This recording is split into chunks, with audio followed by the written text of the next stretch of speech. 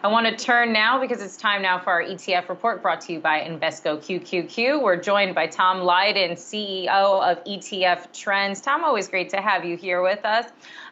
We've got a lot of big tech earnings out this week. Curious to know if you think that really right now is a good time to get back into some of those big tech names. We had seen a lot of rotation out of that sector throughout the first half of this year.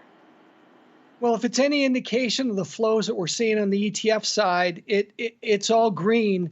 Kristin, I'll tell you, we just surpassed last year's flows into ETFs, which was $509 billion. We're now at $520 billion for 2021.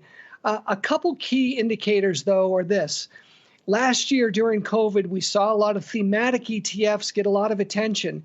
A lot of work from home stocks did very, very well. We've seen a shift back to the FANG stocks that make up, as you know, a big part of the S&P 500. As we see them reporting this week, the FANG stocks, along with Microsoft and along with Berkshire Hathaway, make up 25% of the market capitalization of the S&P 500.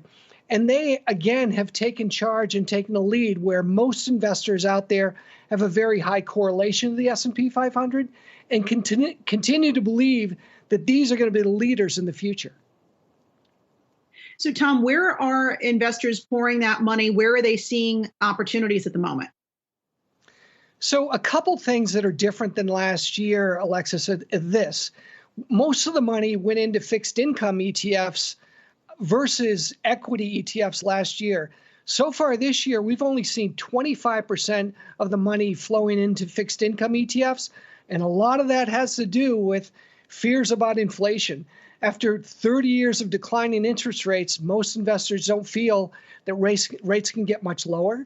An indication of higher prices right across the board with commodities has been a little bit fearful for those investors that are close to retirement or in retirement, to the point where a traditional 60-40 allocation, 60 in equities and 40 in fixed income, has now started to shift where people are taking some of that dead money on the 40 side and shifting over into areas like dividend ETFs where you can actually invest in some fairly valued ETFs from a stock standpoint, but actually get a decent yield, even better yield than the 10-year Treasury. You know, we've heard a couple of folks tell us right now that we've really hit peak earnings growth. Some folks talking about the economic slowdown, at least in terms of economic growth throughout the second half of the year. And when we're looking at valuations in markets right now, some of them are pretty pricey right now. Where are you seeing really a lot of room for opportunity, perhaps some ETFs that folks should really start jumping into? Yeah, if you're concerned about valuation, we survey advisors every week. That's their second biggest concern. Their first concern is inflation. And if you look at your portfolio and you don't have any inflation hedges, even though the Fed chair is signaling that we're not going to be concerned about inflation going forward, most advisors don't believe it. The largest commodity-oriented ETF is the Invesco Optimum Yield Commodity Strategy. PDBC, that's something to consider, up over 31% so far this year, and it doesn't seem to be pulling back anytime soon. If you do feel that rates will be higher in the coming years, yes, banks do better with rising interest rates, but more importantly, regional banks, because most of their earnings are tied to lending. The SPDR S&P Regional Bank ETF KRE is something to think about.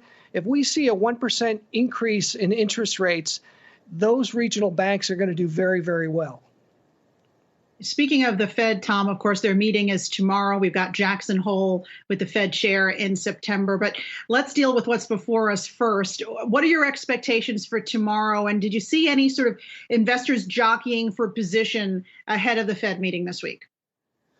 I think, Alexis, it's going to be more of the same. The Fed has been pretty consistent with their messaging. And they're hoping and maybe crossing fingers that their predictions are going to come true. I got to tell you, I am surprised that the Fed chair is sticking his neck out a little bit more, because we continue to see higher prices across the board in grocery stores, at supermarkets. Housing prices are continuing to be very, very high.